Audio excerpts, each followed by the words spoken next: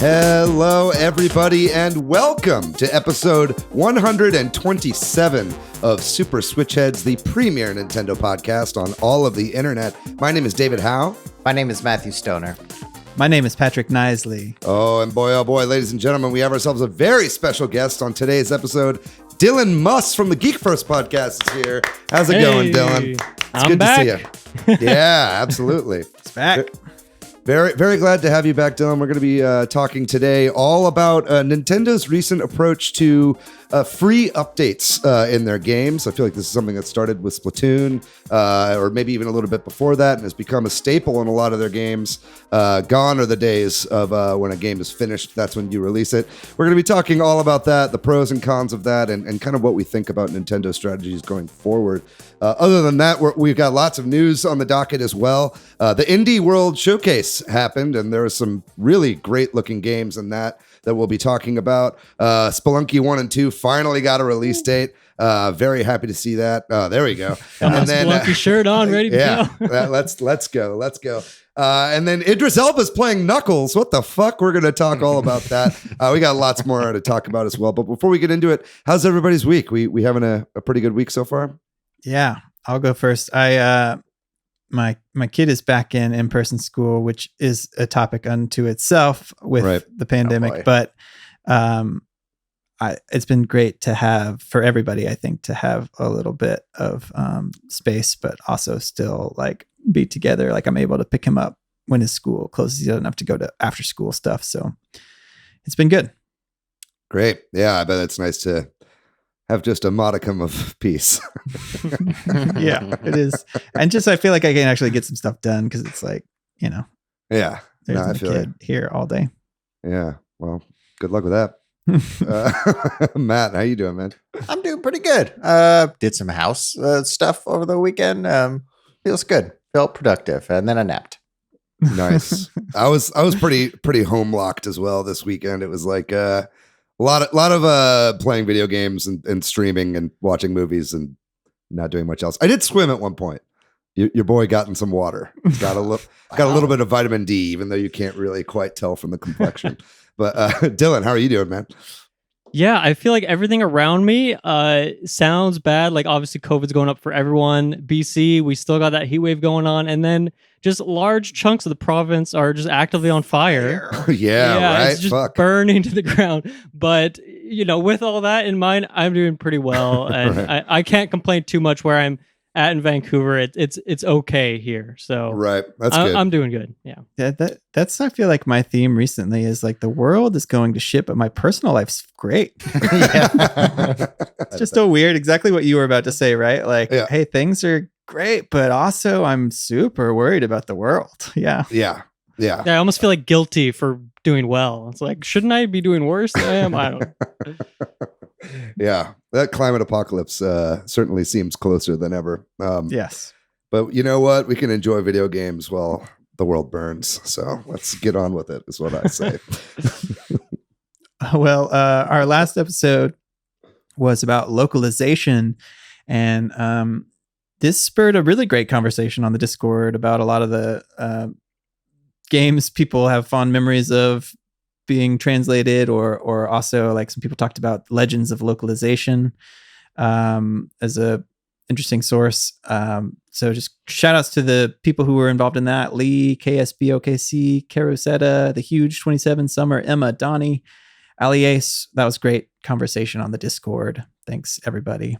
Yeah, it was super, super active discourse. It was like a little bit more than we were expecting for that episode, but that was a good episode. I was happy with that one. Yeah, I agree. I was kind of surprised, though not really. It was kind of like, I'm not surprised, but I am surprised that this is generating so much discussion. Yeah. So we love to hear from listeners. Send us a note and share our podcast, that kind of thing. But also we're planning to do a listener question episode really soon, actually.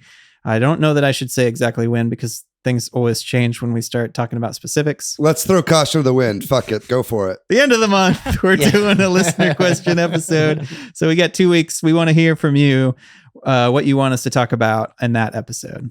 That's the call to action. Send us questions and we'll answer them. Maybe live. Yeah, we got a couple already, but it'll basically the whole main topic will be listener or viewer sent in questions.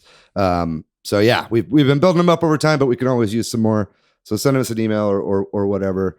And then also we're working our way towards the season 3 finale of the show, which should be coming up, I think, the week after that or soon after, if not then. But the Zelda audiobook fan fictions will finally be coming out as well. We're doing a little bit of recording for that, and they're coming together nicely. So make sure you get hyped. Highly anticipated for sure. I can say as a listener, I've been waiting for that.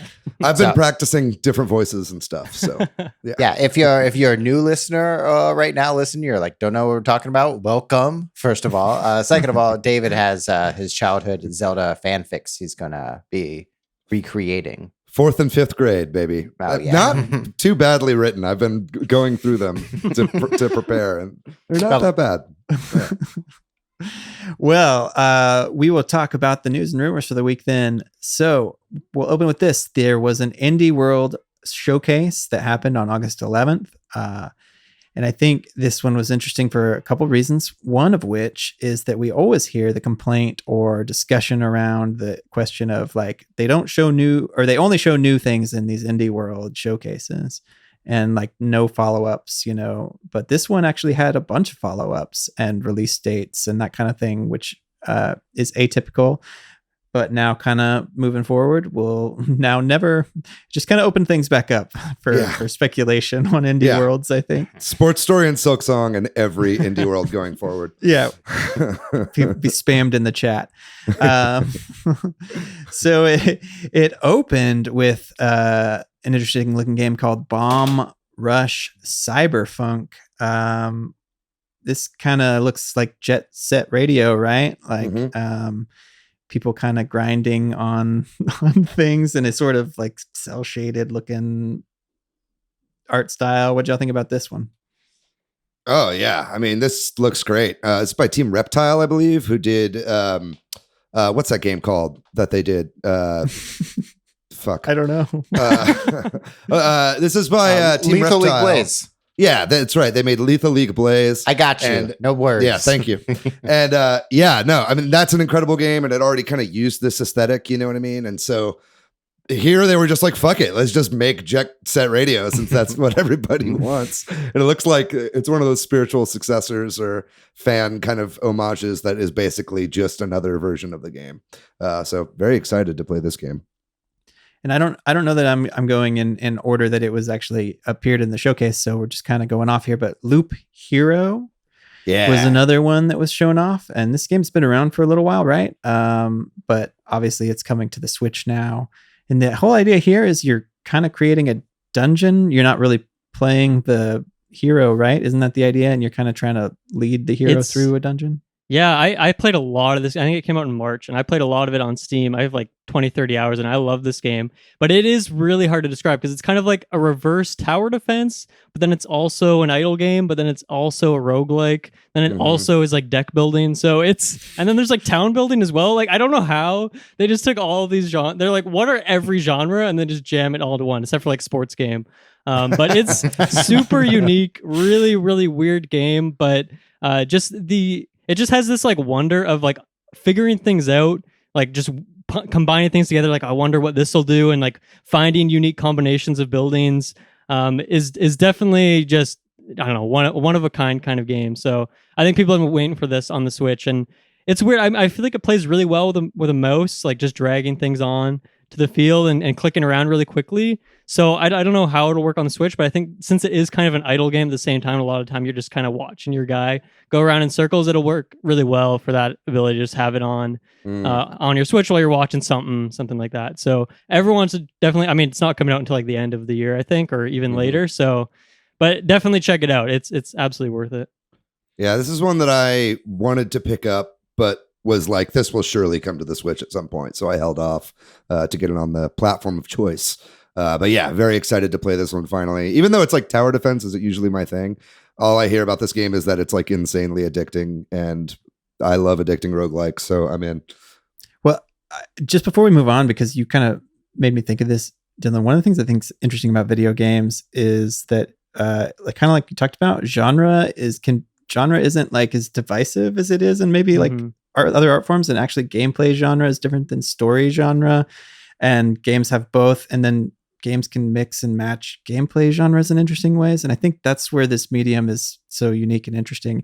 But you just kind of made me think about that little aside that I wanted to share about like how you can do that. And this is a good example of that, maybe.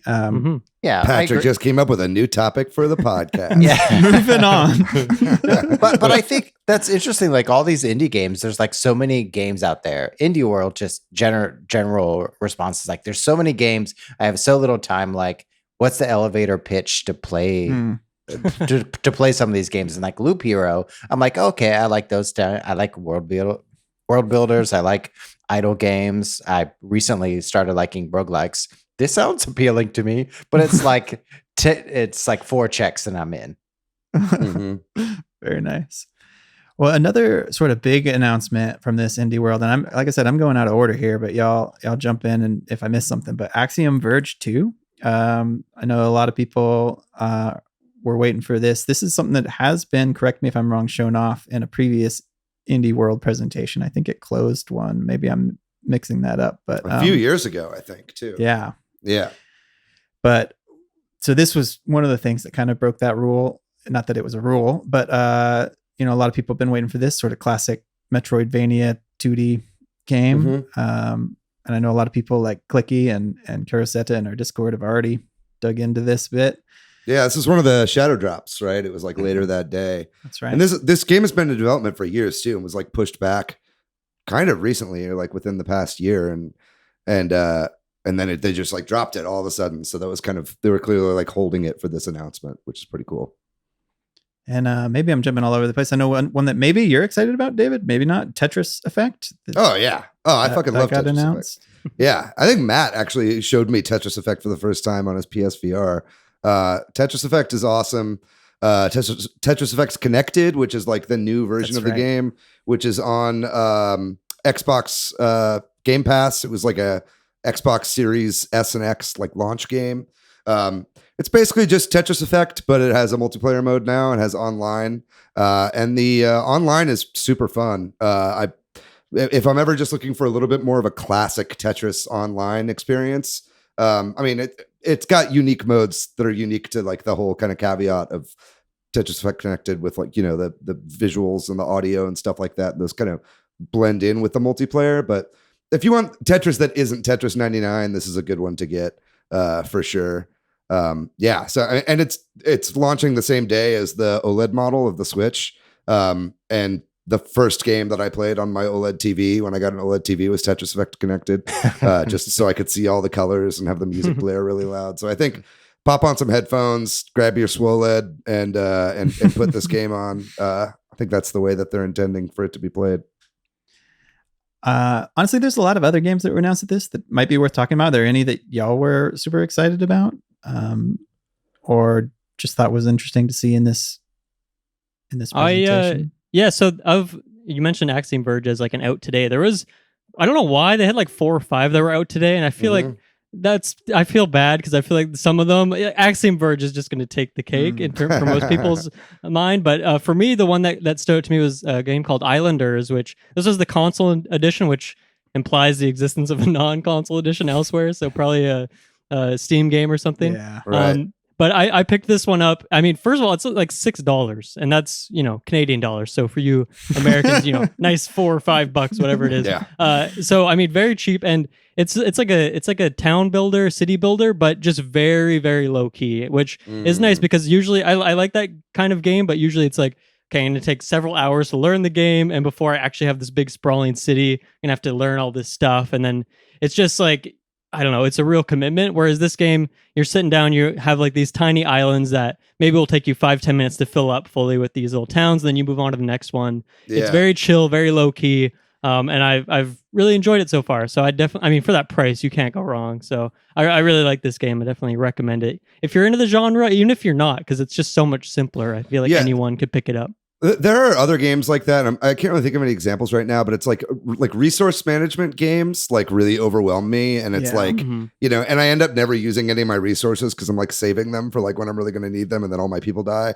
And so it's like, a game like this that takes the fundamentals of that, but makes it a lot simpler and pares it down. I'm into like, same with like a lot of Metroidvanias kind of overwhelm me because the maps are so expansive and I forget where I've been or what I need to do. So a game like Gato Roboto, which strips everything down and makes it really like easy and quick, also speaks to me. So I think I'll definitely check this one out, especially if it's like $5. That seems like a pretty good price for a game like this. I agree. Like I played City Skyline. I got that to play with my son, and it's just like too much to figure out how to get plumbing and electricity to places, and then you know everybody's upset and nothing's working, and it's like, okay, this isn't fun. I just want to plop some houses down. That's exact. There's no micromanaging in this game, so it's just putting stuff down, and then at the end of every island, or at least when I feel like I've done well, there's the kind of camera photo mode in there. Takes away all the UI, and you can just take a nice picture of this cool island that you built over the course of like 10 minutes. That looks like it's just like this sprawling island. That's so awesome. Cool. Yeah. I wanted to mention Gang Beasts is finally coming to the Switch. Very excited about that. I don't know if you guys have played Gang Beasts before. Gang Beasts was like such an awesome game. It's like 4-player multiplayer, kind of a bit of a top-down-ish to the side camera view, but you're basically these like little gelatinous dudes. Basically Human Fall Flat I always thought was like a Gang Beasts spinoff. It's not. The characters just look the same as that. You know, I like always thought that too. Today I learned. I'm pretty sure they're completely separate developers and separate games. They just use the same aesthetic. But Gang Beasts is like just this really chaotic like couch multiplayer game where you're just trying to throw people off the ledge of whatever like thing you're fighting on, and then it's last person standing. It's just always been an obvious Switch port that should come, and it's finally coming. So I'm glad to see that show up at this point. And then, is there any other ones that you want to mention? I mean, they closed with. We can talk about what they closed with because I feel like that's always something that Eastward should be strong or is strong in this case. Yeah, Eastward is. It's what, another Chucklefish game, right? Chucklefish published game. Yeah. I'm forgetting the name of the developer right now, but it's not Chucklefish proper. Gotcha. Yeah, that game looks amazing. To me, really, the only downside is that it comes out the same day as Deathloop, so I'm going to be fully in that camp. I won't have any time for it, but it does. I just love the aesthetic. I mean, all of Chucklefish games like almost could be developed by the same people, even though they're just kind of a publishing house because they all kind of have that same aesthetic, and it looks really cool. It's developed by Pixpol, by the way, is the name of the developer. Yeah. So there was a number of other games, and like Dylan, I think you said a number of which were released that day. So that was an interesting indie world for that reason. I think maybe had the most shadow drops and definitely the most like I don't know what you want to call it, games that they had already talked about in indie worlds. So it definitely felt a little bit different. And there were some other notable games. So go check that out if you haven't already and you're curious about indie games. I felt like we heard a lot of like console exclusives in this indie world more than other indie worlds. Yeah, definitely. So like everyone wants Silk Song, but I'm sure that it's not a console exclusive, and so Nintendo is less likely to show it here. Is it? Console exclusive to Switch. I don't think it is. So I was saying that's why Nintendo wouldn't show it in their indie world. Right. We got to give a quick shout out to a couple games we saw at PAX South, Boyfriend Dungeon and Garden Story. Both of those, I think, also dropped. Didn't Garden Story like also come out? I think so. Yeah. Same day, and so did Boyfriend Dungeon. And you know, both of those games I've played both of those at PAX South, and they were really fun. And so yeah, check those out if you're into a dungeon crawler that's also a dating sim. Boyfriend Dungeon's for you. Another weird genre mashup there, but yeah, exactly. Well, I was hoping for Silk Song to be announced, but Dylan got his game in not at this showcase, but outside of this, there were actually some other indie announcements too, but one of which is relevant to this podcast. I know because David's really into this game, and Dylan, you are too. Spelunky and Spelunky 2 got their Nintendo Switch release date, which is coming up very soon in just a couple weeks. August 26th. Hey, nice. Yeah. So I know y'all are pretty excited about that, right? Oh, very much so. I mean, this is like, of course I'm excited for this, but I'm also like, oh man, I just like wish that Spelunky 1 had come out like a year ago and Spelunky 2 is now coming out. Cause it's like, I'm going to buy both. And now I'm just going to be like torn between whether I play Spelunky 1 or Spelunky 2 on my Switch. Like, you know, I had Spelunky, the original, on my PS Vita, and that was probably my most played game on the Vita. So it's just amazing in handheld, and Spelunky 2 I've been playing on the PS4. But again, it's just this is a game that you play over some coffee in the morning, or play before you go to bed at night or whatever. So it's like the Switch is just like perfect for these. I'm so happy this game is coming out, and Spelunky 2 has online multiplayer as well as a co-op mode as well, where you can play the whole game through in online multiplayer. And so I'm very excited for that. Yeah, I'm just so pumped for these to come to the Switch finally. David, I appreciate the visual of drinking coffee, and instead of playing the New York Times crossword puzzle, you were actually playing Spelunky 2. Yeah. For a while that was Binding of Isaac for me too. That was like my quiet time in the morning. That's cool. Love that. Yeah. No, Spelunky 2, I mean, you guys will have to stop me because I could talk about this for literally 7 hours. This was my game of the year last year when it came out. I love this game so much. I probably have like at least 400 hours in Spelunky 2, Wow. Which is like one of the most played games of my whole life, and it came out less than a year ago, which is just telling. I think this is just one of the very best games ever made. There's so much stuff that you get later into the game, deeper in. There's just so many amazing things that at the surface, it'll take you hours to get to those points, but they are worth it. It's a brutally challenging game. There's no difficulty. The only way to make it easier is to play co-op, which I definitely recommend. It's a lot of fun. But yeah, I think everyone should play this game. Maybe if you haven't played the first one, maybe check that one out first. It's also less expensive, and maybe play that one before you go into number 2. But yeah, Spelunky 1 at $10 is like really hard to not recommend to people. You know what I mean? It's like, even if you're planning on picking up 2, it's like Spelunky 1 is like almost like a really good introduction to the mechanics and everything. And Spelunky 2, like, you can just jump into, but I do think it is like quite a bit more difficult than the first one. And like you said, it's just deeper and there's way more levels to that onion, right? But it's like Spelunky 1 is just still a fucking masterpiece to this day. And so really you can't go wrong with either. I will be double dipping. You double dipping, Dylan? Yeah. Oh, big time. I mean, I bought Spelunky. Yeah, I bought it on PS4 so that I could play it 2 weeks earlier than the Steam version. Then I got it on Steam, and then I bought it like 4 times for friends so I could play co-op with them. I'm like, I'm spent so much time and effort on this game that I'm okay to just shell out $20 at a time. Yeah. So I can't wait to have it on another platform and a little bit more mobile. But I was gonna ask too, like, why did this get announced randomly the day after the Direct? Like, the only thing I can think of is that they didn't, like, I don't know how far in advance as a developer you have to give Nintendo like your trailer and your information. My guess is that's the only way, is they didn't know the date when they needed to submit it by or something. But it seems so weird that wouldn't be in the Direct. I think Nintendo goes to you as well, you know, and I think that they have a quota for the number of games that they want to do, and like, you know, and Spelunky was already in an indie world previously, so it's like, you know, and I just think there's a lot of stuff behind the scenes. I think a big reason why this game is only just now coming out for the Switch is there was exclusivity deals and shit like that, especially with Sony. You know, you know, there's a lot going on behind the scenes that we'll probably never know, and I have to imagine it was something to do with that. Yeah. That makes sense to me, the Sony thing. Like, didn't want to reward that or something. Yeah, I mean, that's why we're seeing Fall Guys, you know, still hasn't come out for the Switch. It's supposed to be coming out later this year, right? And crazy. And, you know, it's like, or whatever, yeah. Well, yeah, I mean, Sony shelled out the big bucks to have it part of PS Plus for its launch, and that probably came with like a year exclusivity or whatever. And so now, unfortunately, all the hype for that game has completely died down when they finally can put it on the platform where the most people probably would have bought it in the first place. But anyway, just to put a cap on Spelunky, a lot of people try Spelunky or Spelunky 2, and they play it for like an hour, and they just die constantly, and they get really frustrated, and they put it down. If you can, as long as you like say you played Hades, right? And you like loved Hades and you finally got like the roguelike formula.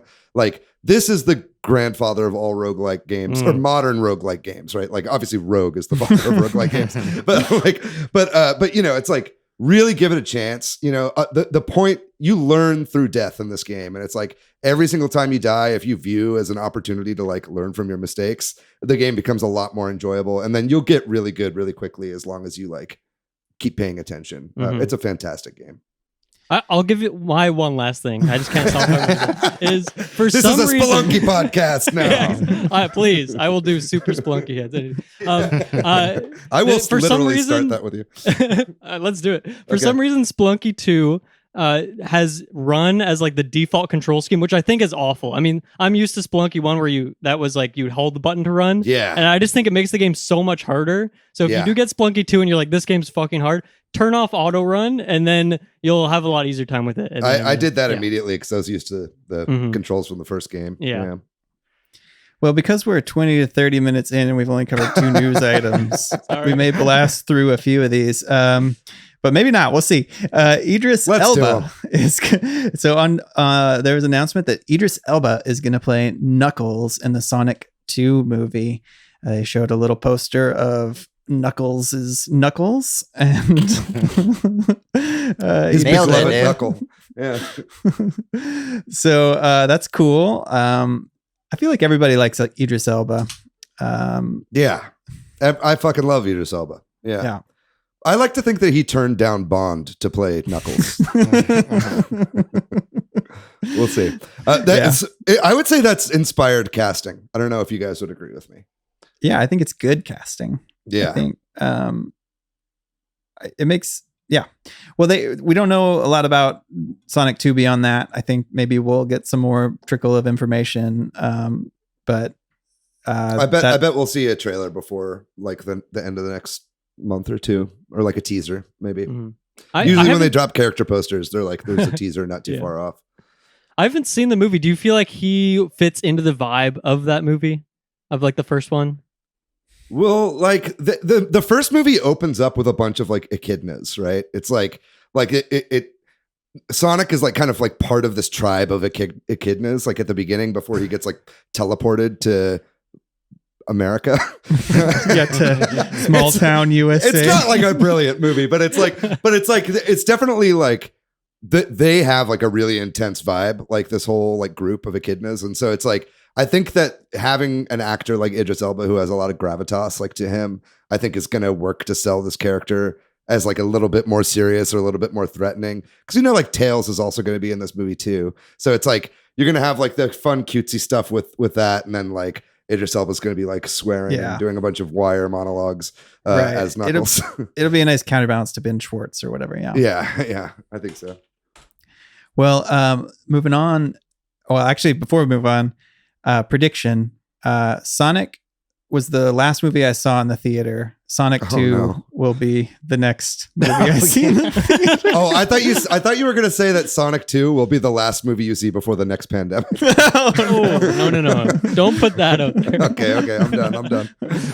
I hope more Sonic hopes. I hope Louis Anderson is Big the Cat.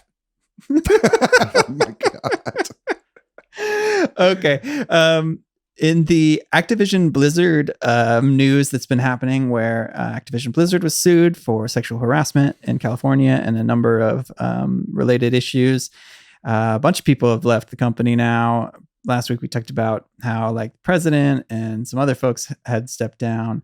Now a number of individuals have stepped down, a lot of which were related to the infamous Cosby suite, which was one of the sources of online outrage, understandably.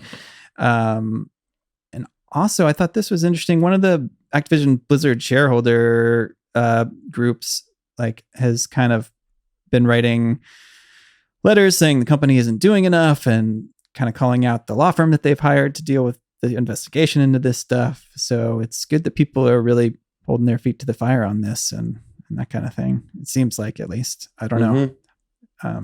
Yeah, it's going to be interesting to see kind of what happens coming up soon, because they've got a new Call of Duty coming out this year that they're about to start ramp up the marketing for.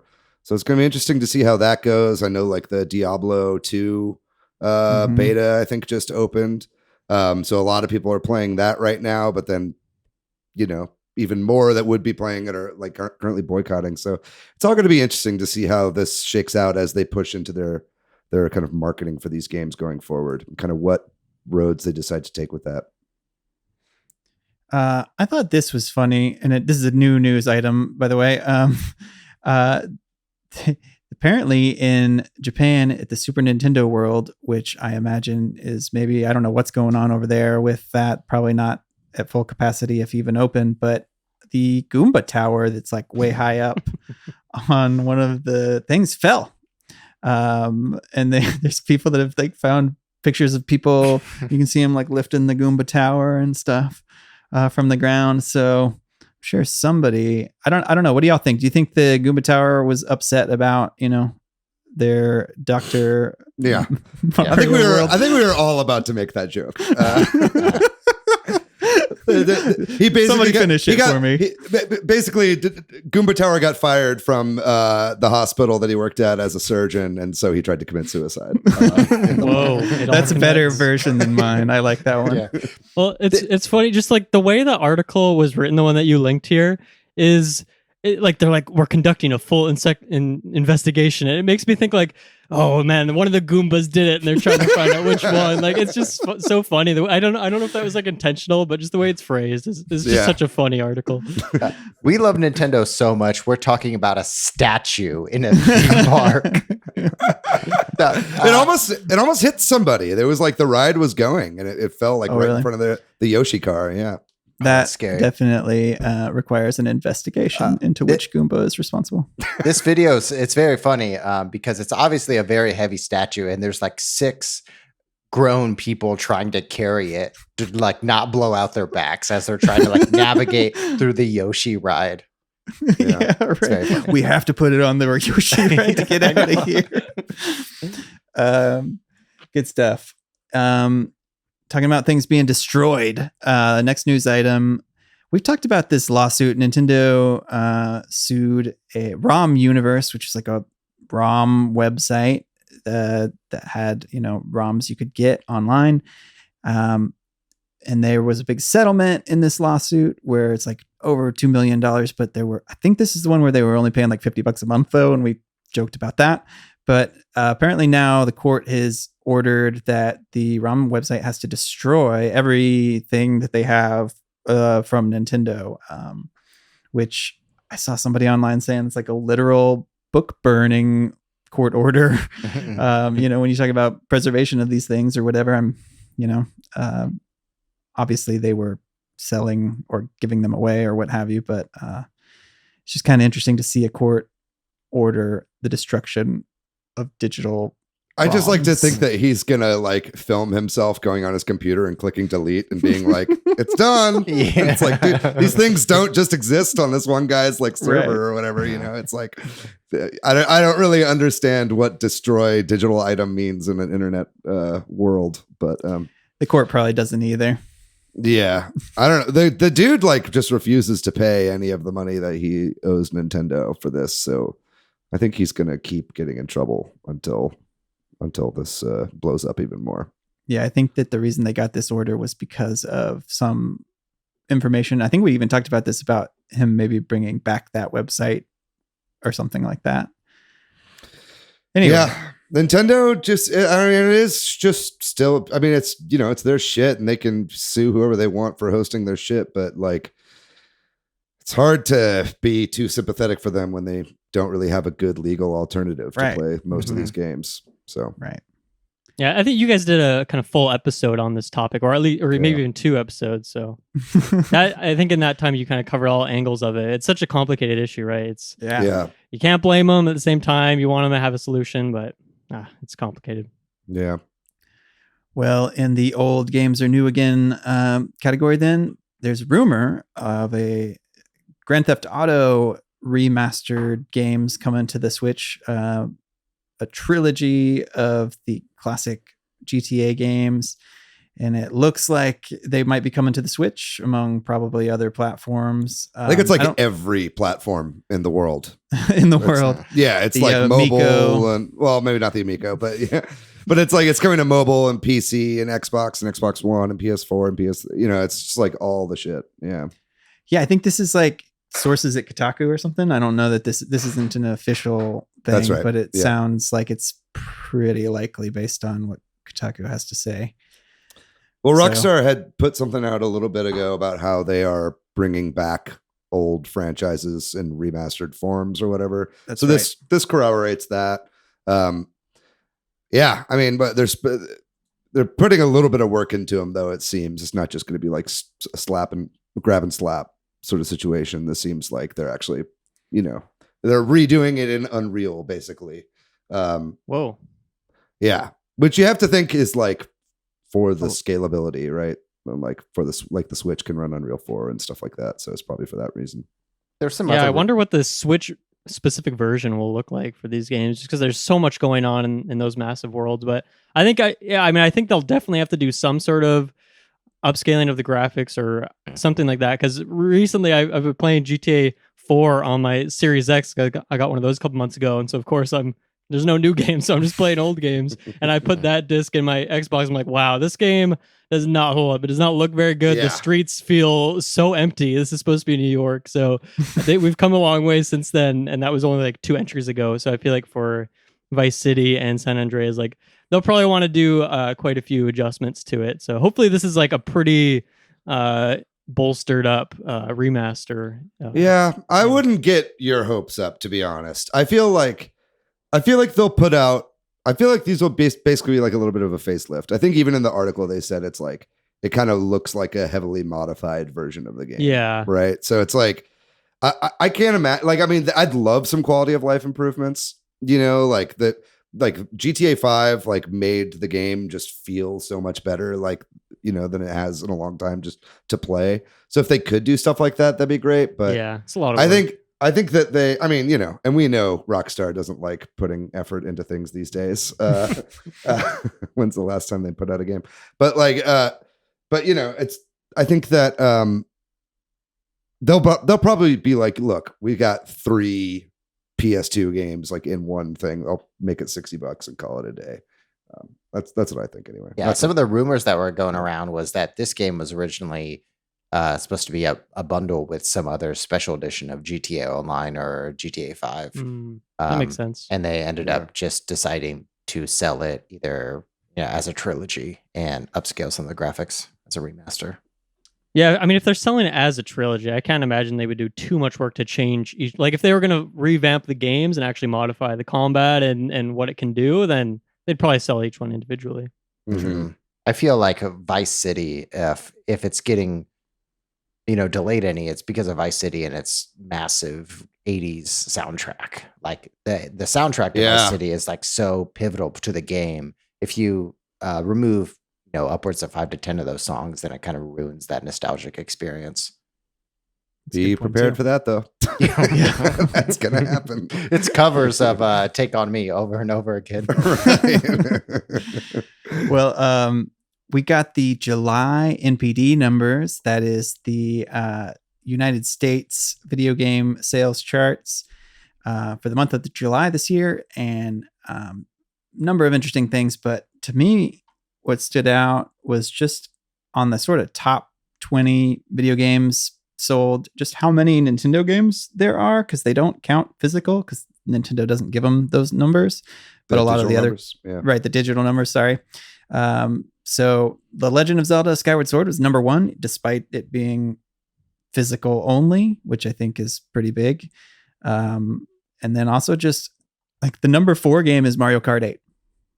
Like we always talk Still about, selling well. Is Mario Kart ever going to get unseated? That brand new game that's selling like hotcakes. So Yeah. But there's a lot of, big classic Switch games on the top, 10, even just on the top 20. There's Smash and Breath of the Wild and the evergreens. all that. Yeah, they're still on the charts, and that's just physical. So you have to assume that they might even be higher if digital was on there. Mm-hmm. So just sort of the state of things. I think year on year, I think video game sales are up for July in the United States too.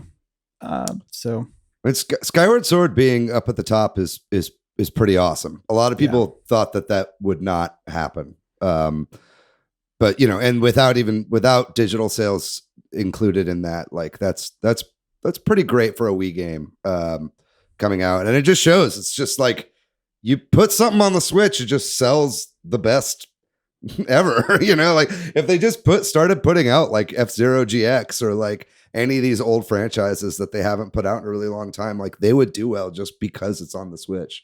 So I hope they keep doing that. I know people like hem and haw about how they don't release anything new and it's all remasters and old games, but it's like you can do that and have teams developing new games at the same time. And I think that's something that they should definitely keep doing. Two quick things to that you made me think of there, one of which is the biggest selling accessory apparently was the Skyward Sword Joy-Cons in July, more than like the PS5 controller, which I think it normally is nowadays. But also like we shouldn't be surprised that Skyward Sword sold so well. Like everybody that's vocally like, oh, this is a crappy game and it's not going to sell well, that's just the loud minority of people that actually follow gaming news. and you know what I mean? Like, and even a lot of them are like, well, it's better on the Switch. They're like, they're like making YouTube videos. Like I was wrong about there's Sword. a lot of backpedaling on that now too. And everyone's like, is this a $60 game? Yeah, I guess it is because people are spending it anyways. Yeah, I guess. And I think it really is, but we'll talk about that at the end. At the end. So also just showing how well the Switch is doing, apparently in Japan, they have a top 30 chart there that I think is from, or at least published by Famitsu. And for the, I think, was this the same time period or it was the week? I think it was the month, but I'm not entirely sure. All 30 games were Switch games for like apparently the first time since like some year in the 80s that all games were on one console. We're all Famicom games. Yeah. That's pretty fucking wild. I mean, that's Japan's gaming trend though, man. Like, I bet the 31st game on that list is like a Vita game, like they just don't fuck with home consoles anymore, man. It's like, well, and add on to that the PS5 is in like short supply and there's not that many new games for it and and stuff like that. But it's like gaming in Japan has been trending mobile for so long and portable gaming and stuff like that. And whenever we have like complaints in the US about like, well, why is this way with this thing? It's like, well, it's because it's made with the Japanese portable audience in mind. You know what I mean? But yeah, that's wild that all 30 are Switch games. And then our last bit of news, which is honestly not news to you, listener, in a way, Pokemon Presents event is happening. Oh, bring that joke back. Pokemon Presents. Let's unwrap the gift.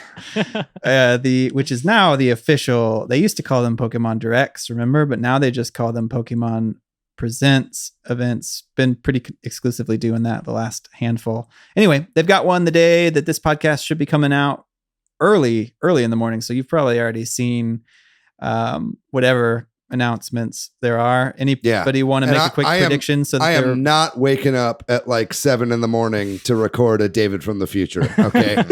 Not on the day the episode comes out. No way. No, hold on. I thought I thought he's in the. Gotta go. Yeah, I think it was David. We were talking about David from the Future recently, and I think the audience deserves to hear this. Somebody said this. I think it was either you, Matthew, or David. I don't remember, but like everybody loves David from the future except for David from the present. Yeah. I stole that from one of y'all. I don't remember which one, but it's so true. We all love. I just know my future self got into like meth really bad. He's just got lots of like anger issues. And so he's just really difficult to deal with. All right. Talk about Pokemon. I'm excited to see Legends Arceus. Arceus? Yeah. Is that how you say it? I'm excited to see more footage of that. Well, this Pokemon Presence is now in the past. So I can say, as David from the present, now that you're listening to, that was great. We'll talk about it next week. The frame rate was amazing on that new demo. Yeah. All right. Man, they showed so much of Pokemon Mouth. It was so good. All right. That's it for the news and rumors. We're going to take a break. And when we come back, we're going to talk all about the free updates that have been happening to Nintendo's games recently.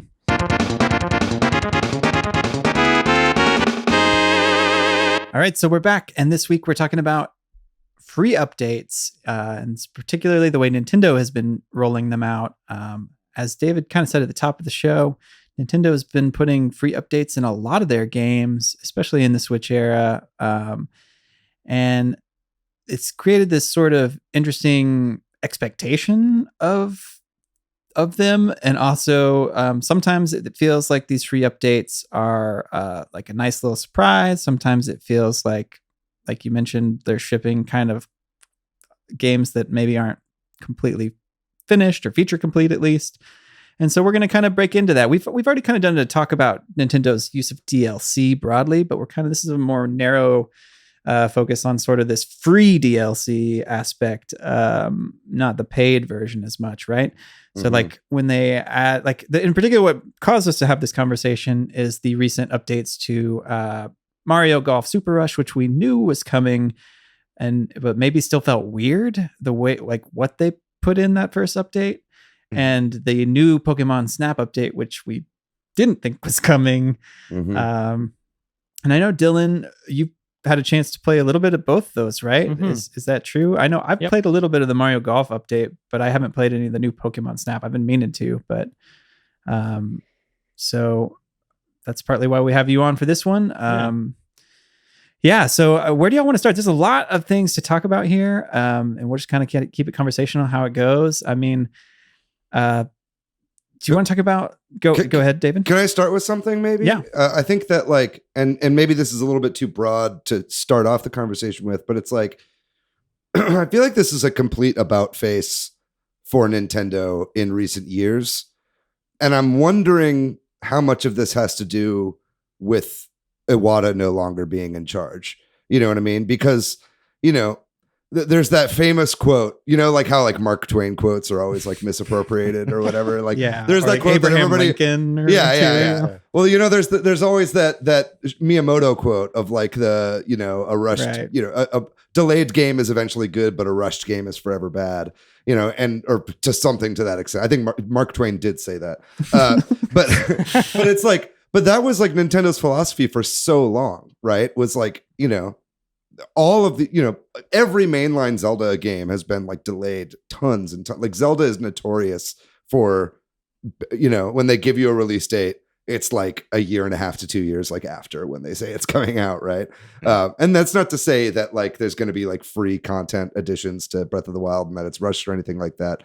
But it's like they seem to have taken that philosophy and really just kind of abandoned it. You know what I mean? Like they don't, like they do that thing now that they kind of warned against, which is like releasing like kind of half finished games that eventually become good when all the content is added on.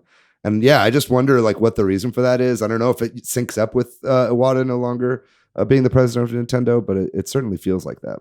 I definitely agree with that. I think this is a management decision or management style. It's like if you have games that come out with free DLC, then there has to be some management level that is either overlooking the entire series or Nintendo on a higher level that says, hey, we are not releasing games until they're ready, or we are releasing free DLC after release for various reasons. And the frustrating part is that it's inconsistent. And that tells me that it's probably a management decision or just no decision whatsoever. And like on the best side of things, it's like maybe each, say, third-party studio, the different third-party studios that make free DLC, like Grezzo, trying to think like, or Level Up, maybe they have full control of what their DLC schedule is. And so maybe Nintendo gives them some independence and freedom there. But the cost is inconsistency across Nintendo properties. Yeah. There's two things you just said, Matthew, that I think are we could expound on. One of which is, does the studio that's working on the game, how much control they have over it? Like, because you look at Mario Tennis Aces and Mario Golf Super Rush are both Camelot, right? Camelot, yeah. And those both have this same sort of we don't know yet because Mario Golf still kind of it's happening, but this same sort of slow rollout, presumably of extra courses and characters, and that does seem to indicate that for whatever reason, whether it's them deciding that or someone higher up at Nintendo wanting those games to have that, but also you kind of hinted the inconsistency, and I think that's maybe one place we could start, right? Like some of these free updates are announced in advance and some aren't, and I think that's one way to kind of think about it and talk about it. And I don't know that there's a clear answer to which is 100% better, because there's problems with both, though. I think in general, transparency is good, right? Like, I think, even when they do announce there'll be free DLC, like with Mario Golf Super Rush, they don't tell us what exactly and when. They just say, new courses, new characters, and more, or something like that. But not exactly when or how often or what, which also makes you wonder, do they know, or are they only going to support it as long as it is selling, or you know what I mean? Like, right. Exactly. But also that creates a weird catch-22. Would it sell better if they were clearer about it? And or had these things in it from the beginning. I don't know. There's a lot to unpack there. So what do y'all think about the whole transparency issue and that sort of how some games it's a surprise and some games it's before we get there, I was like, I don't feel like we need to have to defend why we're having this podcast episode, but like we're a Nintendo podcast and we think about and talk about Nintendo a lot. And it feels like there is a shift in their decision making for their DLC, and when they ship games and the quality of that game that's shipped on release date. And I think that changing culture is affecting personally my perception of Nintendo and what they're putting out. In what way? Like more negatively, I imagine. I think so. Yeah, it affects the transparency. Like Nintendo is usually pretty good with either not revealing information but revealing it when it's ready, or like Metroid Prime, where they did reveal it, but then later said that it's going to be very delayed. Metroid Prime 4 specifically. Right. But I think it's affecting it negatively because the inconsistency. Like I want a consistent quality experience from Nintendo games, and we get that for the most part. But there's some inconsistencies across the board. Yeah, I'm curious because you guys kind of mentioned how it's maybe an excuse or a way for Nintendo to release an unfinished game, and I don't know if I can agree with that. Like, can we point to any of these games that have these free updates and say that they were an unfinished game at launch? Because you can not like Mario Golf. That's totally fair. You can think that I'd rather have more than 6 courses, and that's fair. I love the game, and I would love to have more than 6 courses as well. But I can't agree with the fact that people say it's an unfinished game. And even if there is a course that comes out a month later and a new character, I still don't agree that what is sold at launch was an unfinished game. And I haven't played every one of these games that we have on the list, but can we point to one and say that that was clearly an unfinished game? Like, was there any game that was missing an ending that was added with free DLC? Well, this is an interesting argument, or because I think when people are talking about unfinished, I think maybe that's where the problem is, right? Yeah, like that term, and that's why definition. I said maybe feature complete as a better term, because I think you're right. Nintendo, all these games still feel polished, right? Like, and I think sometimes when people are talking about an unfinished game, it's like a buggy mess, and that's not the case with any of these games. But more like feature complete is maybe a better term than unfinished or finished, right? Like for instance, I mean, with Mario Kart, with Mario Golf Super Rush, adding in a ranked mode afterwards is a little weird, right? And like even real weird. Yeah, it's like that seems like that would be in a finished game, right? And that seems like they just didn't have time, and then put that out with the other batch of updates, right? Or even like, look at Mario Maker 2. Like Mario Maker 2 had a lot of like updates that were clearly like they wanted to support the game and add content throughout the course of it. I don't think that that's like I don't think that that's like an example of like Nintendo doing bad practice. But one thing in that game was like they were like, yeah, we're gonna allow you to play with friends eventually. You know what I mean? And they just like didn't have it in at the time, and it was like, and that felt unfinished, And so maybe that was just oversight more on their part, on like what they thought that people wanted. Yeah. But I think one that you could maybe bring up as unfinished, and this isn't Nintendo first party, so maybe this doesn't count. But like, I didn't play Monster Hunter Rise, but from what I've heard from everybody else, is that game before the most recent update just stopped. Right. There wasn't really an ending to that game, and then they put out this update, which like is a better ending to the game now. Yeah. So that's definitely one that was like a Switch game anyway. I don't know if that was it, though. I appreciate you just being like, what do you mean unfinished, and asking us to define it. I think that's totally valid. It is subjective, kind of. Yeah. That's where a lot of the argument around this I've seen online has been. It's like, and I think that's where I think it's almost a semantic problem that we need to address. I'm not saying they're not still high quality games that are arguably worth $60, but when they roll out this stuff over time, it does make you wonder why. Like, especially like that ranked mode and Mario Golf, like that seems like something that the hardcore player is going to be interested in, and what's going to make it have a scene and a competitive and like an online community. And for that to come 2 months after release, it's kind of clutch to have something like that at the launch of the game, right? To build the online like community right off the bat, get something that's going to keep people coming back. Right. And I think another one you could point to is maybe ARMS. Like, I think, I got ARMS when it was pretty much all the updates had come out. Maybe there were a couple that came out afterwards. I don't even remember now, but like, I know people complain about that game being too bare bones even after all the updates, but, which I don't agree with, but, I think, they added a bunch of ARMS and a handful of characters and that kind of thing. And I mean, maybe Mario Tennis Aces a little bit too, like just that when you look at the final product and you look at like what it launched with, that huge of a discrepancy makes you what the right term for that is, I don't know. But I hear what you're saying, and that is a good counter argument that maybe unfinished isn't the right thing, or like what have you. I don't know.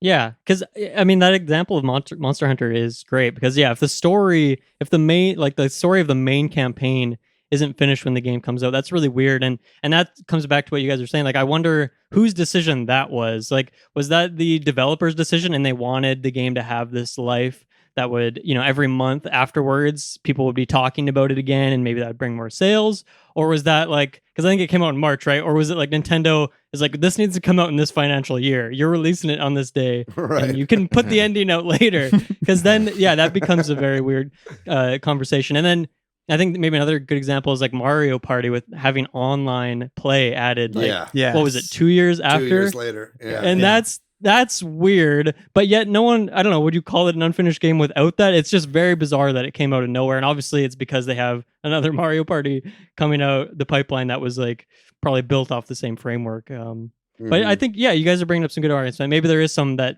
do feel unfinished. I feel like maybe Mario Golf ranked mode, like coming out a month and a half after launch, like the game still had online and maybe ranked mode. Maybe they wanted people to like get really good at the game before ranked comes out.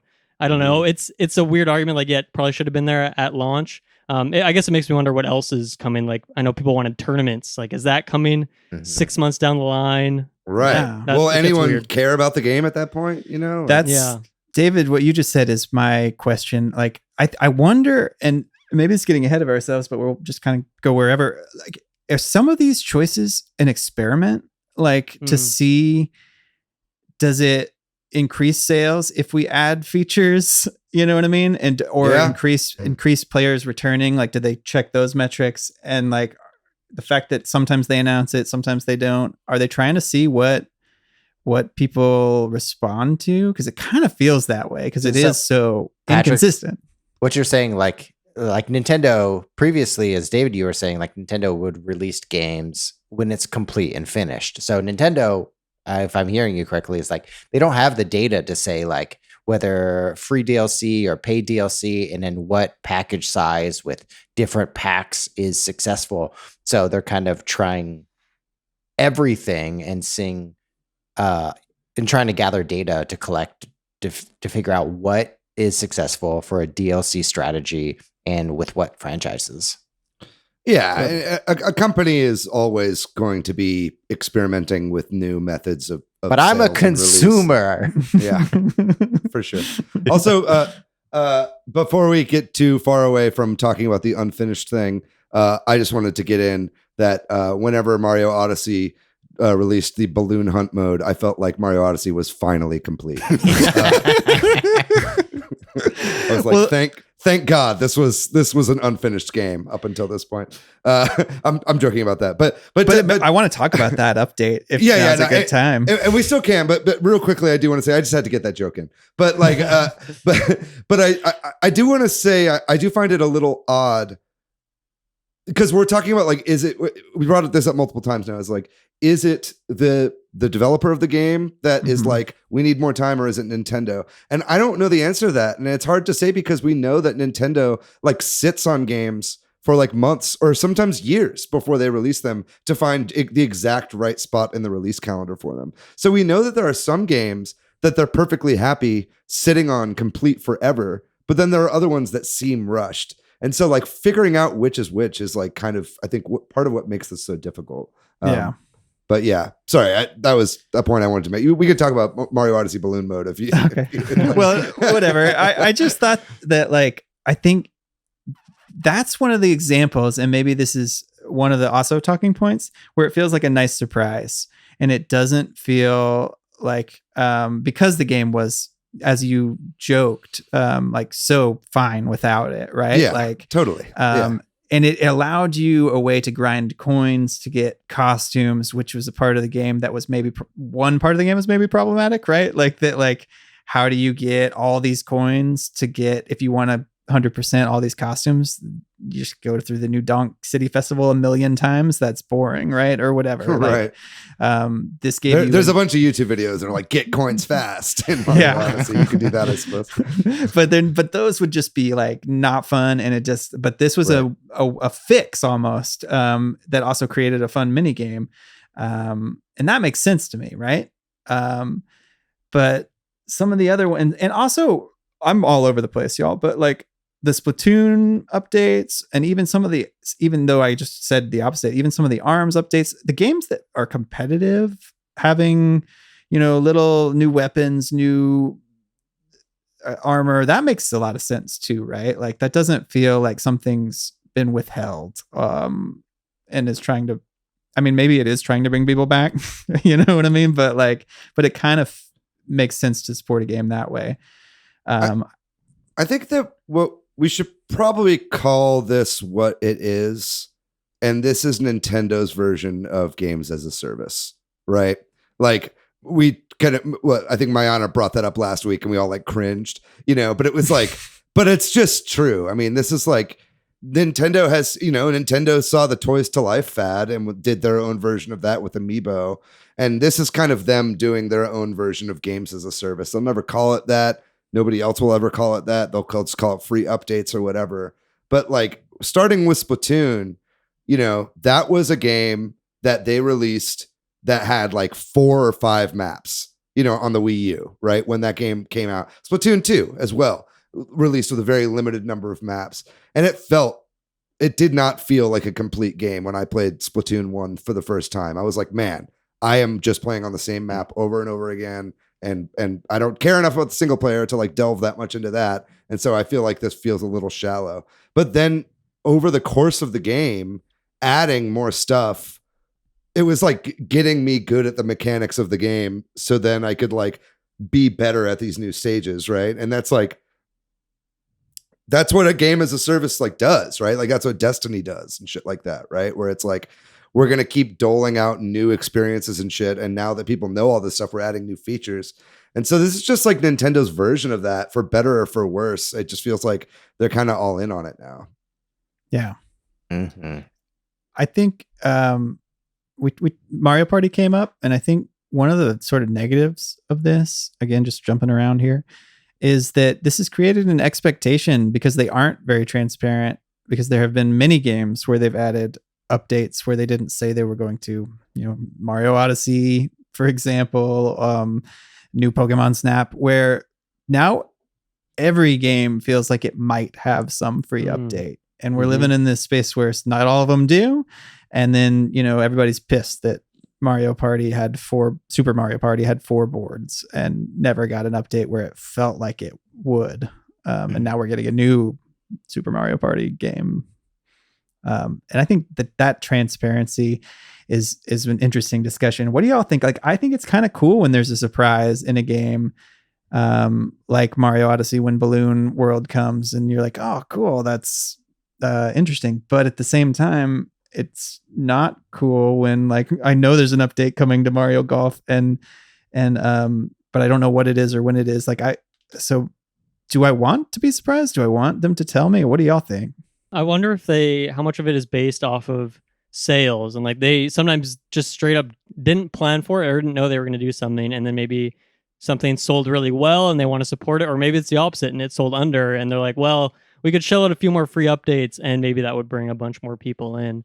But yeah, it's weird because I feel like Nintendo has gotten a lot better at giving us an expectation for paid DLC. Like I feel like they're really good at displaying that. Like Age of Calamity, I was thinking, or they're like, we're gonna have, I don't know, wave 1, 2, and 3, and this one's coming out in the summer. This one's coming out then. Obviously, Smash is like very consistent, and they're like, by the end of 2021, you're gonna have the rest of these characters. And it seems like to be like, I'm thinking of a game that has like a prominent paid DLC, and I feel like all of those ones have been pretty well televised. Like what you're gonna expect, like either close to when the game launched or straight up before the game launched. That does seem true. You're right. Yeah, so I wonder what that has to do with it as well. But it is very bizarre, right? Because like Mario Golf, we saw a look at the map that was going to come out later, and then sometimes it's just completely out of nowhere. Well, I mean, I also like. I mean, DLC in general. I just think that there's so much more. It's like reality TV, It's like reality TV, like. Seems like reality to people, but like behind the scenes, it's all like scripted and made up. It's like DLC, be it paid or free DLC. The idea is like, oh, okay, well, they released the full game and now there's additional content they're working on. But it's like in reality, like in a game studio, it's like there are contracts and shit. And it's like you will know beforehand if you're going to be continuing to work on a game after you put it out, because if not, you'd be contracted to do whatever the next project is. You know what I mean? So it's like, I think that they know always if there's going to be free DLC or paid DLC or whatever down the line. And it's just what they decide to divulge to people. I mean, it has to be that way, right? Am I off base here? That's an interesting point. I think that there's an expectation nowadays too that we're going to, because we have to, because it's the expectation, patch games and fix games when there are problems, right? And we need to set aside some resources for that. But I do wonder sometimes if there is a decision, and especially when like in this Mario Tennis Aces and Mario Golf, like I wonder if Camelot. They like are like, we know we're going to do it, but we're only going to do it until X date if it continues to sell well, or Y date if it doesn't. You know what I mean? Like that makes sense to me. Yeah. I could see those potential. Like I think you're right though. That right? Yeah. If they're not working on that, they're not sitting there with fingers crossed that. I don't know. Yeah, I don't know. You guys brought this up in a recent episode. Was Animal Crossing as an example of like, this game's fucking huge. Where is all the DLC for this game? And they definitely had some stuff for that first year. Obviously, with Christmas and whatnot, they wanted to go to there. But it seems like, where is everything else? Like, I feel like year 2 maybe had some Mario things, which were kind of cool. But it seems like that's way behind schedule with how big that game is. It should have way more stuff coming to it. Like I still am like, why is there only one shop upgrade, or is it two? I don't know. Whatever it is, it feels like way less than what I remember back from playing on the GameCube. And so and they did say like, okay, more DLC is coming, but I almost wonder if more that extra stuff, like they obviously planned for the first year because it's a seasonal game, but then maybe they weren't planning to do any more, and then the sales swayed them to do more. So I feel like if that happened for Animal Crossing, which of course I'm speculating, I feel like it could happen for their other games as well. I think it goes the opposite way too, because I think that they planned on doing more stuff for Super Mario Maker 2 than they did. You know, I think that they thought that was going to be one of their biggest games, because you know there's that whole area in Mario Maker 2 where it's like additional styles, and there's and it's got space for two of them, and there's only one, and they're like, we're done. And it's like, wait, okay, clearly you guys thought this was going to move a little bit more numbers than it actually did. And so in that way, sure, I think that they do go with the flow a little bit, but yeah, anyway, that's a good point, Dylan. That's what I'm trying to say. Well, and then it gets complicated too, because we have something like Pokemon Snap, which just got some DLC. Like, when did that game come out? It was February, wasn't it? Or was it April? I don't know. I bought the game at launch. I don't know why. This nebulous year, sometime in 2021. But obviously, in the case of Pokemon, it's a bit different because it's not strictly Nintendo. You're dealing with Pokemon Company. And then I was thinking of Marvel Ultimate Alliance 3, which I know you guys weren't a big fan of. I remember listening back and being a bit sad because I love that game. One of my favorite Switch Tommy games. liked it. Yeah. So for all the Switch heads who felt like, oh man, where's all the love for it? I'll bring it. But that game had really great post-release content. Like, it came out in, I think, July, and then like it had content continuously until that next April, and like it was at the end of every month pretty much. Like in the last week, every month got some new costumes, maybe a couple of little level modifications, but then where it gets complicated is that there was also paid DLC in there strewn about. So even though there was free content every month, there was also paid DLC. So I feel like maybe they had more on the line. But then also it's complicated because that's Marvel, right? So Marvel has, you know, different ideas than Nintendo, and so communicating what they're going to release post-launch is also on Marvel's responsibility, not just Nintendo's, to make that clear to the consumer. Yeah. Nintendo loves to be secretive. And I don't see them ever saying, you know, hey, in this Mario sports title, every month you're going to get a character for 6 months, and these are the 6 characters, like, right? But I do think it's nice when we have a little bit of an idea of what it is, or it's just a complete sweet surprise, like the Balloon World, where it doesn't seem like something that should have been there from the get-go, but maybe like is a cool little additional thing. That was an integral part to the plot of that game, Patrick. That was missing. Anyway, man, this whole time I've just been trying to like synthesize these ideas in the most simplest ways, and it's just like we're full of double standards across these franchises, and it's like we want Nintendo to do one thing, but we also understand that they can't. We want Nintendo to be transparent about their DLC, their free DLC strategy, but we also know that they can't, because they might lower sales if they say a game is coming out incomplete. And it's been just really hard to like really think about what are we actually trying to say, and only just be like, we don't fucking know what I think we're just screaming into the void. Yeah, it's not fair, because I am like, hey, I want them to tell me what they're going to do, and then I want to be surprised. Yeah. And I want this game to feel great at launch, like it doesn't need anything, but then I want there to be an update. More. Exactly. Yeah, exactly. So, that is unfair. And I want it for free, and I want it tomorrow. Yeah, I'm thinking like Mario Odyssey. We talk about fucking Balloon World, whatever. It's a great surprise. I didn't expect it. It's fun. But then we have something like Pokemon. I'm not a Pokemon fan. And I'm kind of upset that they released later, because I dedicated 2 weeks to play Pokemon Snap, and I don't want to pick it up again.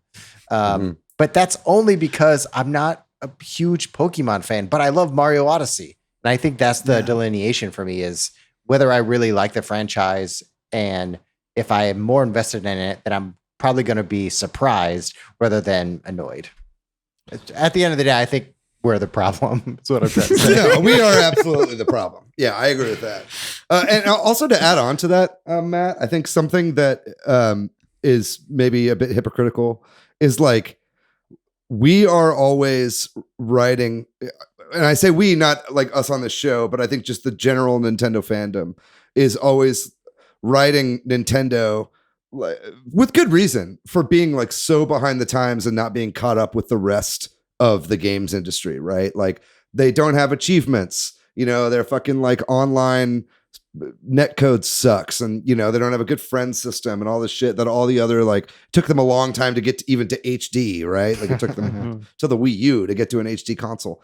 And so it's like this is a way, and this is like a post Iwata thing that like, you know, Nintendo is trying to modernize for better or for worse, and this is one of the ways they're doing it, right? And it's like not like necessary, you know, games as a service isn't maybe the avenue we wanted them to go down, but it is them like adapting to the larger gaming industry and Western gaming industry as a whole, which is something that historically they have not done. They've always just done their own thing, which is also what makes them great, right? Like they're kind of trailblazers and they do whatever, but it's like also been such a huge part of contention. And so it's like, it's interesting to me that they're doing this and we're all like, oh man, you know, like, well, they need to be more transparent or whatever, but it's like, you know, at least they're like trying to do something that's a little bit more in line with everybody else. And so, yeah, I find that interesting, and I'd love to see them do more. You know, like I would love an achievement system. You know, I think stuff like that, like it's not necessarily a bad thing to copy other people. It's just Nintendo are usually the ones that are copied. Yeah, it's true. When you boil it down, we're complaining about something that's free. Is it? Yeah. Is it though? Yeah, well, that's no. You have to buy the game is it? for Is it? $80. Yeah. Yeah. Did I buy a $40 game with a $20 DLC, but I just paid for the DLC up front with Mario Golf? That's the question, right? Yeah. Well, sorry, you were going to say something, Dylan. Yeah. Yeah, just something that Matt said, like Pokemon Snap as an example, where you played this game and it is pretty short. Like if you do 100% completion, I don't know how many hours that would take you, but for me, I went through all the courses a few times, finished the main story and whatnot, took, 10, 14 hours, something like that. And, maybe it was something like if I bought that game physical, which I kind of regretted, not getting physical, because then I could have just sold it back. Like, I'm not going to play this game again. Could have got my money back or sold it to someone else. But, with the expectation that you guys said, like, I maybe want to keep it because maybe I will get some free content later on. And now I don't regret selling Pokemon Snap that I couldn't have sold because I got it digitally. But, I wonder if Nintendo's thinking about that at all, because I mean, if you sell a game back to GameStop or something like that, and then they resell it, like, I don't know, actually, does Nintendo get any money on that second time selling the game? No. Yeah, there you go. So I don't know if that's a big deal for them. Like, I feel like Nintendo's usually quality enough that they don't want people, you probably wouldn't sell the game anyway, but I guess I don't really do that. So maybe I'm not in the I think that's proper a really good headspace to point. comment on Yeah, that. I think games as a service is a huge part of that, right? Like that's the whole idea of that is like giving you a reason to not sell your game again. Yeah. And that's also why, there's the Xbox Series S and the PS5 all digital version. Like they want you to buy games digitally from their store so that they can, you're make never more money. Yeah, so that no one else can buy that copy from you later. You know what I mean? And until we, make games like NFTs or whatever, where everything is tied to the blockchain, that's not going to change anytime soon. So yeah, this is all kind of a relic of a digital future, right? Yeah, well, that's where the transparency would be nice, because if I know that this game is not getting content, then I could buy it and sell it. But if I don't know, then maybe I'll just keep it. And then maybe paid DLC comes out and then I still have it so I can buy that as well. There's a lot to it. Well, I want to congratulate ourselves for being so critical of ourselves on this on this segment. We kind of have to be, because we're like complaining and whining a whole bunch. So why not complain and whine about ourselves? I call it an informed discussion, Matt. I don't know if whining and complaining is the word I would use, but that sounds good. You're right though. Yeah. Can I ask this, Dylan? Have you played much of the new Pokemon Snap update? Yeah, so I've played the 2 new courses, and then there's one that you like shrink down and redo. I think it's like an old course. I haven't done that part, but I did the 2 new courses once. So I really haven't delved completely into it. But for me, I felt like I saw like a good amount of the new content, saw like whatever, 10 new Pokemon or something like that, a couple of the new levels. You kind of hinted this, but you were pleased to go back to it. I mean, Yeah, strangely enough, I'm not really a Pokemon guy. Like I've played a couple of the games and I have my nostalgia is from the TV show, but like I didn't really play the games for whatever reason. But then I don't know what it was. Pokemon Snap I was like, that is exactly what I want right now. Just a chill game, taking some pictures. In those trailers, they show off a lot of Pokemon that I am familiar with. Like I like that. That's something that's nice about Pokemon is those original Pokemon are still represented a lot. So I can still have that nostalgia, even if there is a bunch of new ones in there that have never, like these, snow cone Pokemon and stuff. I'm like, what is going on here? This is beyond me. But I did enjoy it, and I was glad to come back to it. And yeah, and you're right. Like it was a nice surprise because I didn't expect it. They didn't announce it as far as I know. So it was a nice bonus onto the game, which was already for me. I didn't feel like it was short. Like I feel like I got my money's worth, but I'm not going to complain with a couple more courses. Mm-hmm.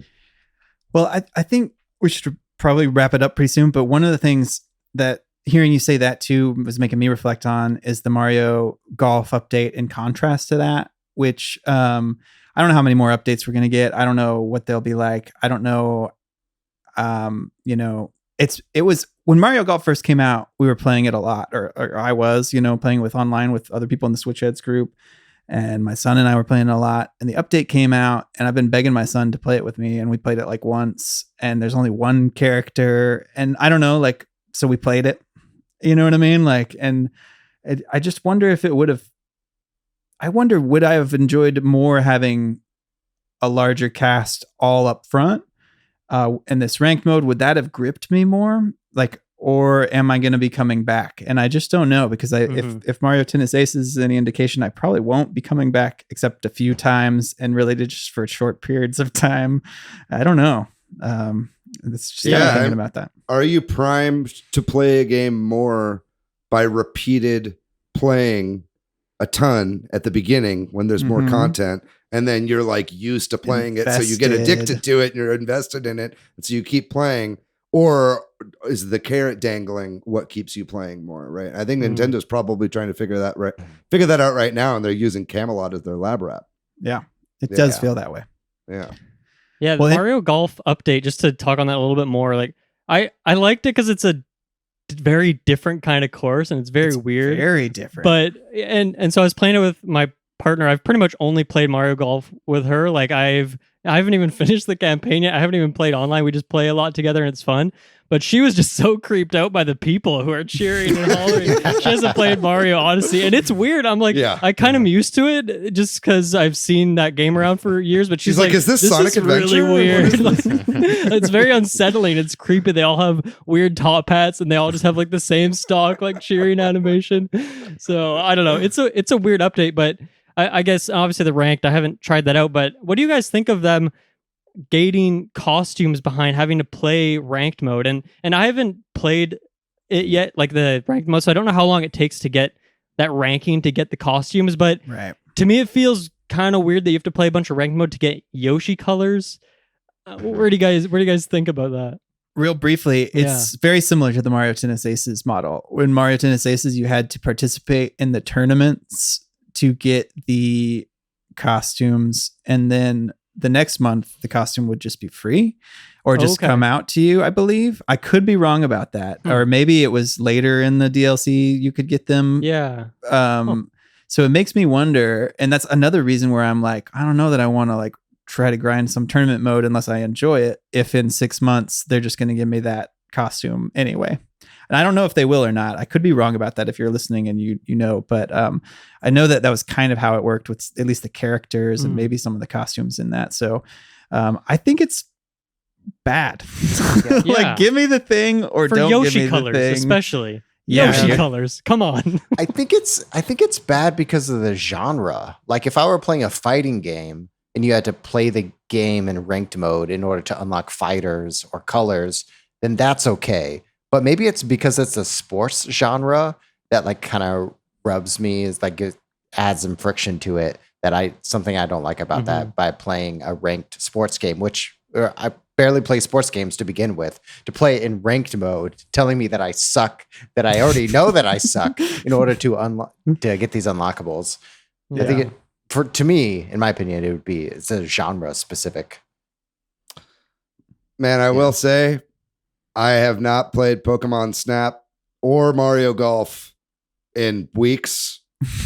I don't know that I'll ever go back to either game, no matter how much new stuff they add. I'm not going back to Animal Crossing. They keep adding shit. You know what I mean? I think I posited that question earlier. Like, do you get more invested in a thing when there's more content at the beginning or throughout? I think I'm in the previous, right? My attention is so easily swayed, and I'm such an impatient guy that like going back to games is often really difficult for me. And I also just play a lot of Tetris 99, so that doesn't help. but Tetris 99 has free DLC. Okay, it's got themes. True. It's an excuse. Well, to the keep DLC. The Go back events to it. where you get a thing, yeah. Yeah, Events are kind of a but related thing. We didn't. I'm not really going to dig give into you that much, one. Yeah. I'm the kind of player that will come back to a game if I like it a lot. Yeah, Me too. To do this, like I think about Smash. Like I go through these sort of periods. I play a lot of Smash, and then I start to wane, and a new character comes out, and it brings me back. Mhm. And then I actually play for a while longer. Like not even the new character, but I just kind of get back in the rhythm of it. For example, I play the new character for like 3 hours, and then I don't pick it up until the next new character comes out. But I think it's an interesting question. I think you're right. I think they're trying to figure that out, and I think they're trying to figure it out, maybe even for different franchises and different styles of games and stuff too. Totally, yeah. Like what is going to work with this model, and then what should we just keep doing the old way, right? Yeah. Well, any other thoughts on this? I know we kind of meandered all around, but anything or any closing thoughts on free updates? Why would you ever give me free shit, Nintendo? Yeah, if I pay for it, then I'll feel more ownership over playing it. Yeah, make me pay, god damn it. I think that's what we're saying, right? No. Yeah. All right. Well, if you've got any thoughts on free updates, a listener or a viewer, I know we would all love to hear them, because I think this is an interesting topic, and it would be nice to get some feedback and what games it's worked for you or not, or your opinions. Please share them, and we'll talk about them next week. And unless there's anything else, we're going to take another short break. And when we come back, we'll talk about all the games we've been playing recently. Okay, so the big one I wanted to mention is Skyward Sword. I finally finished Skyward Sword HD. Redeemed my Skyward Sword playthrough from the Wii, where I stopped, now I know, ridiculously early on. Hey, that's a me thing that you pulled there. Yeah. But I'm really enjoyed it. Obviously, like, is it the best Zelda game? Probably not, but it has some really unique things. And we were talking about this on the Discord, like about the characters in this game are just really unique. And then obviously the motion controls is a hit and miss experience, but it creates some really interesting experiences throughout the game. So I'm really glad that I stuck with it this time and had a lot of fun playing through that game. What did Magnus think? Yeah, I played it mostly with my son. Like I played the first few hours without him, and then he saw me playing it, and it's like we got into it. And I think that actually helped me push through in some places too. He had a great time with it.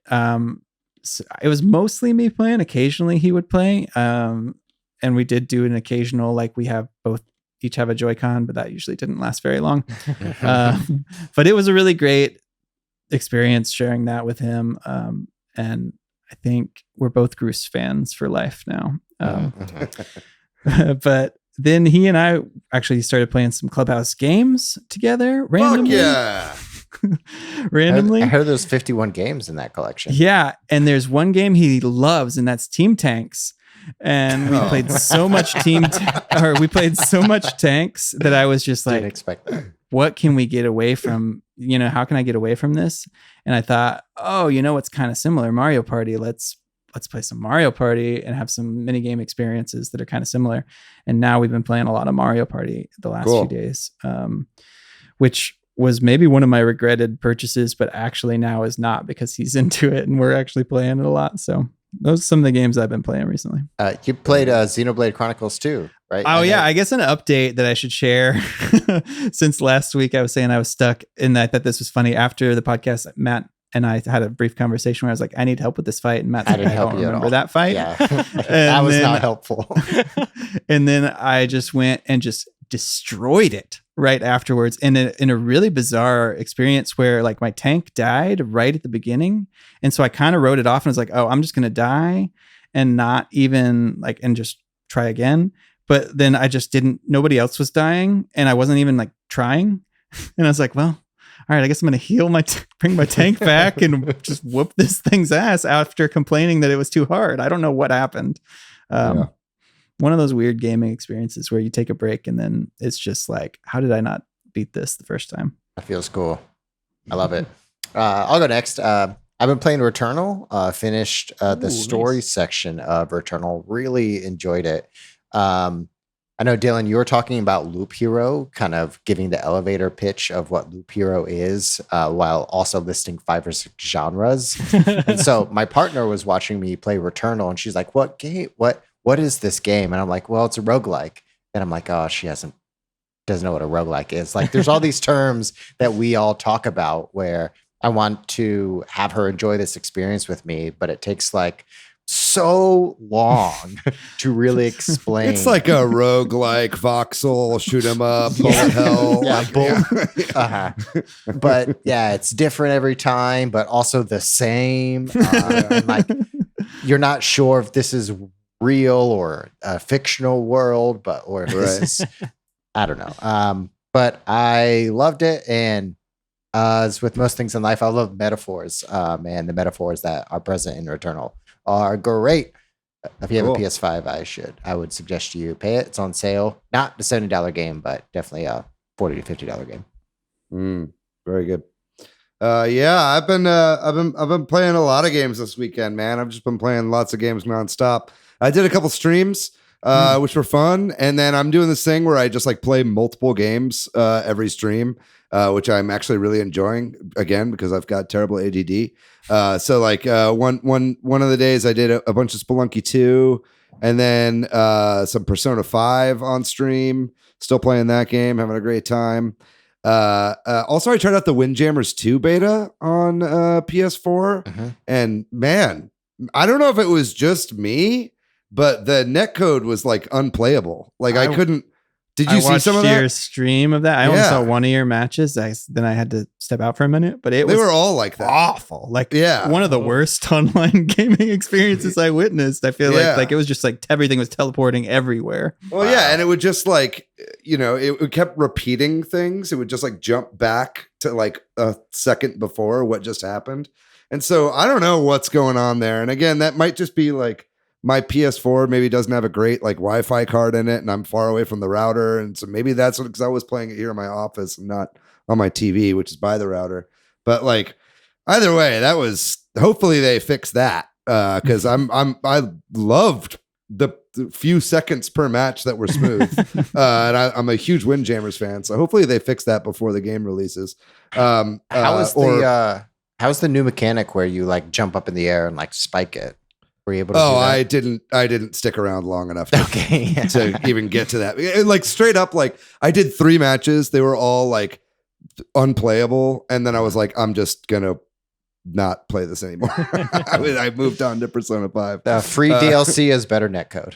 Right. Yeah. Hey, Sakurai, if you're listening, we'll still take rollback for Smash. Where no one's going to get mad at you if you release that as free DLC.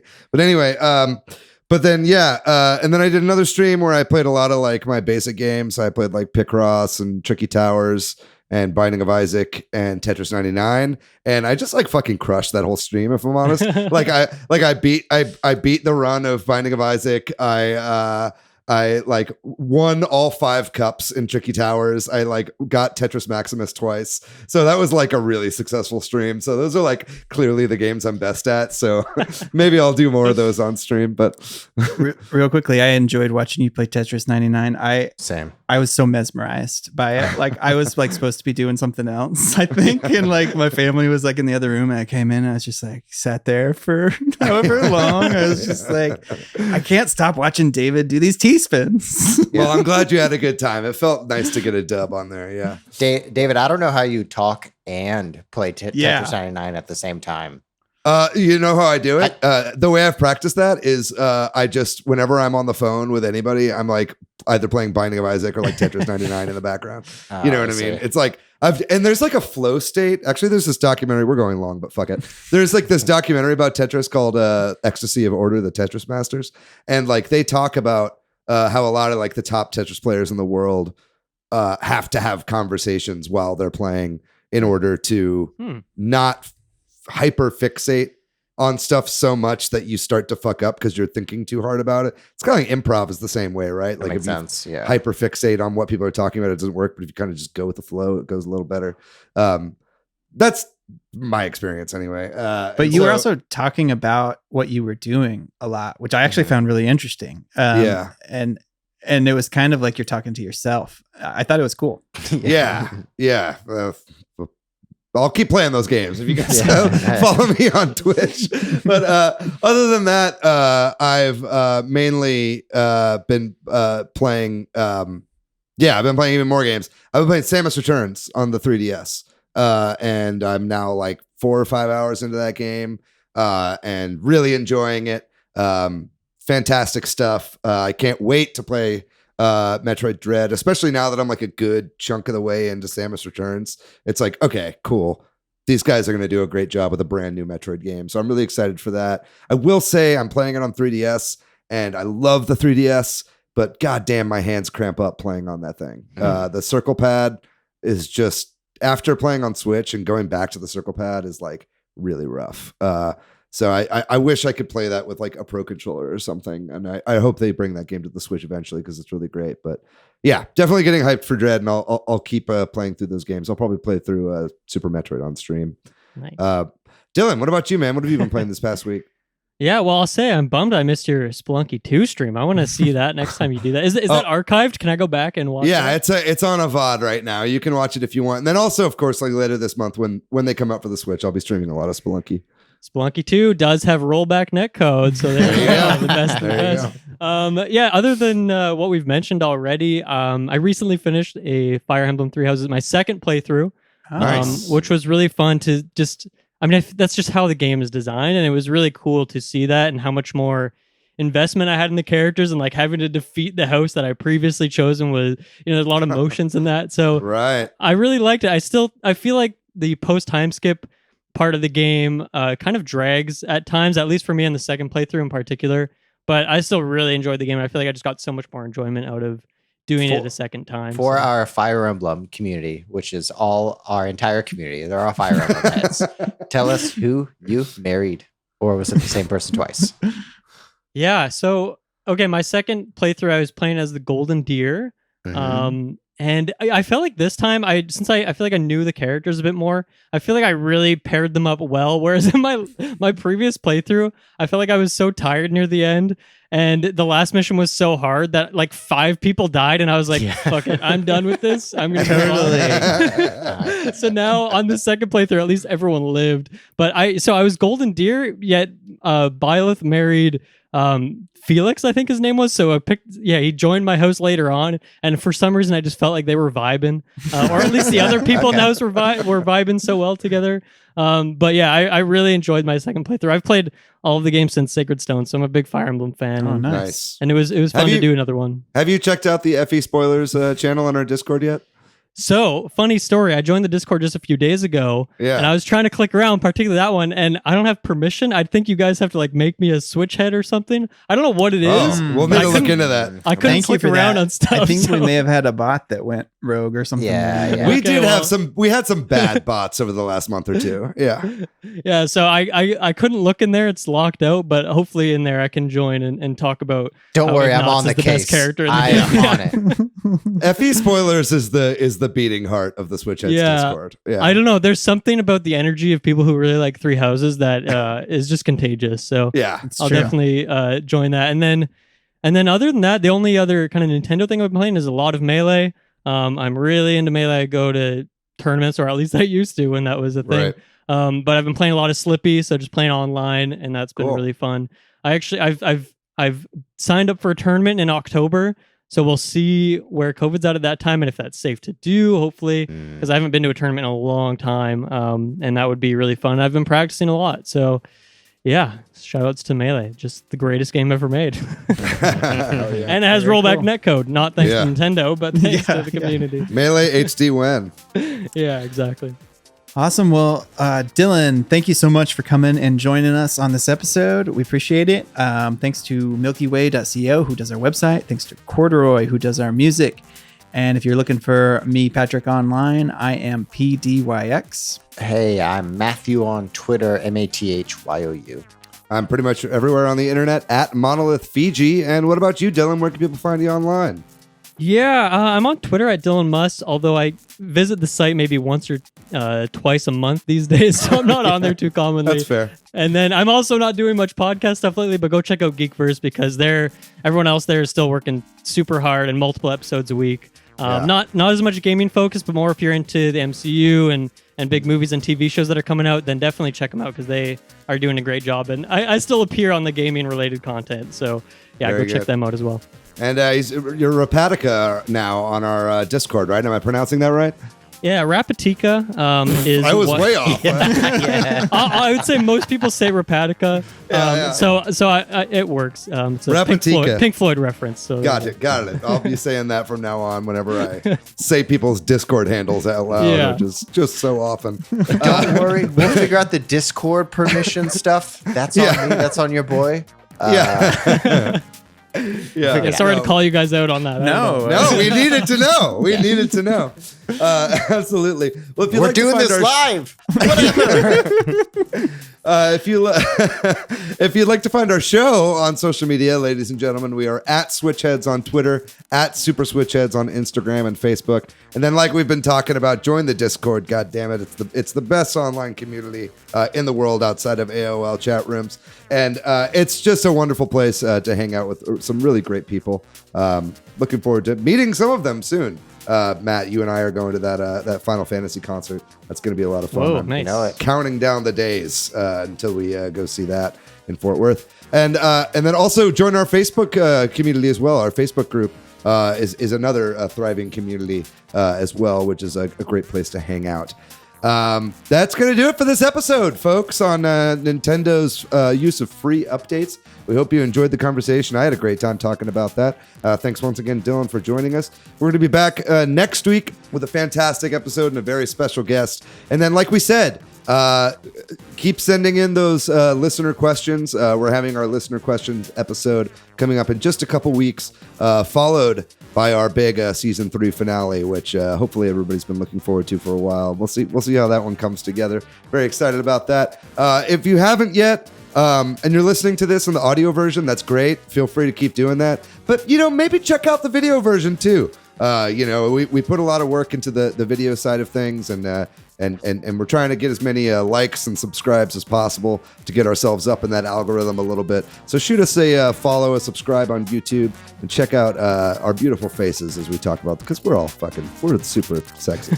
We're the premier Nintendo podcast and the sexiest Nintendo podcast on the internet. So that's going to do it, folks. We love you guys very much. If you haven't gotten the vaccine yet, just fucking do it. Go out there, have a great time, be safe. We love you very much. We'll see you next week. Bye-bye.